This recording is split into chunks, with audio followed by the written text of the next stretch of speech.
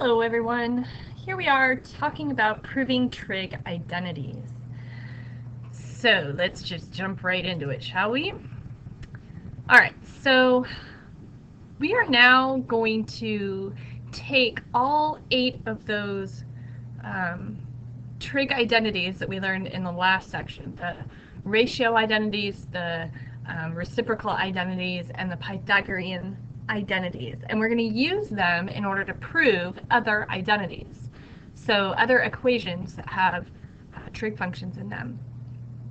Okay, so the same rules are going to apply as last time, where we are always going to have this bar drawn where there's an equal sign.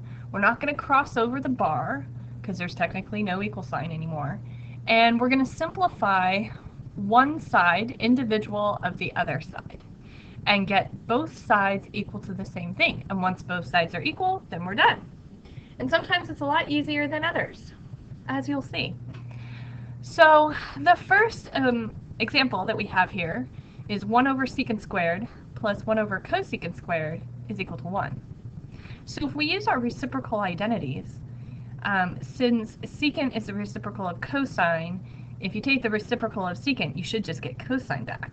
Same thing with cosecant. If you're doing 1 over cosecant squared, you should get sine squared back. So we can just replace this with cosine squared, and you replace that with sine squared. Now we still have 1 over here. And a lot of people at this point say, hey, we're done, because isn't cosine squared plus sine squared equal to 1? But remember, there's no equal sign here.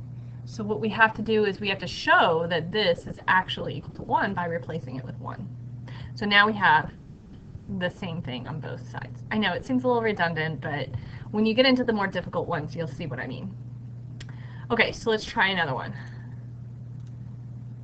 Okay, so here's one that's a little bit more complicated. We have the tangent over 1 minus cosine squared equal to secant times cosecant. So I'll draw my line. So if you're having trouble getting started on these, what I would suggest is try to turn everything into terms of cosine and sine. And then a lot of times you'll see things that cancel out.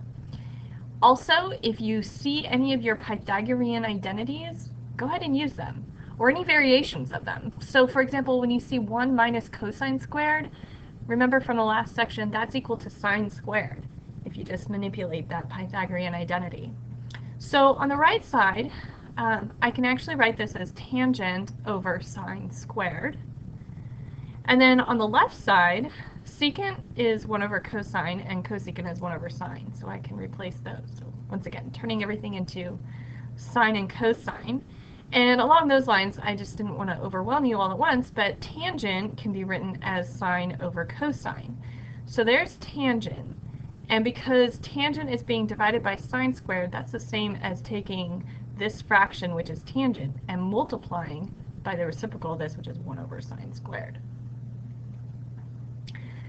Now, you might not write it that way, you might write it a different way, and that's fine. But ultimately, you guys can see what's going to happen here. This sine is going to cancel with this sine squared, and I'm left with 1 over cosine times 1 over sine. And then they're the same. We're done.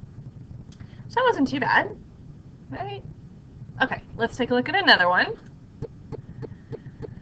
So we have secant to the 4th minus tangent to the 4th equals to tangent squared plus secant squared.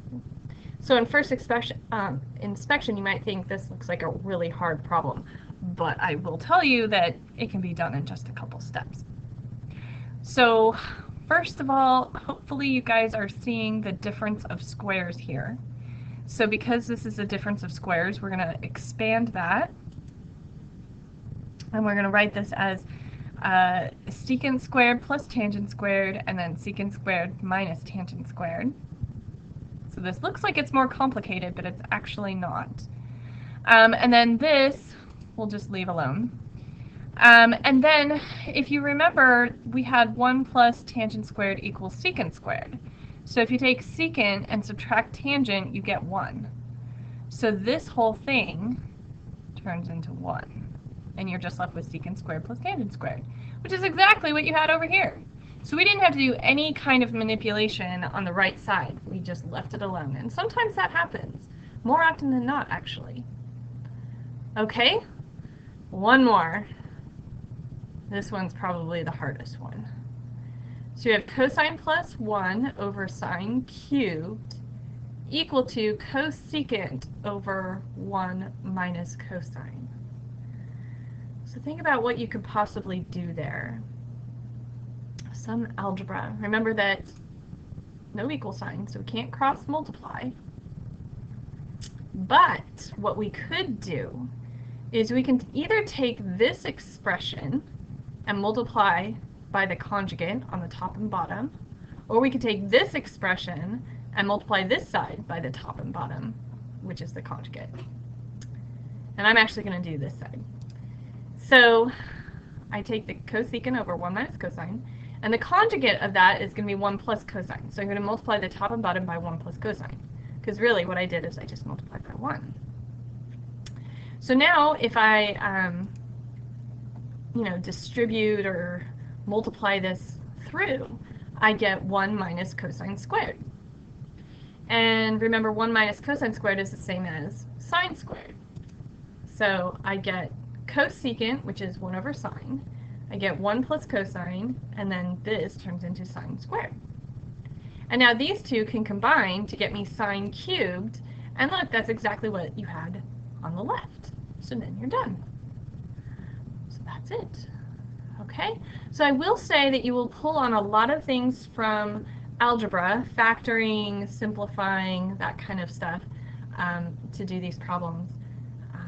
But sometimes you do have to get creative. Okay? And if something doesn't work one way and you get kind of stuck, erase it and try a different method. Sometimes that happens. You go down one path and you kind of get stuck and it doesn't work and doesn't simplify the way you want it to. Okay? But just don't give up. Just keep trying. You'll get it. Good luck, guys.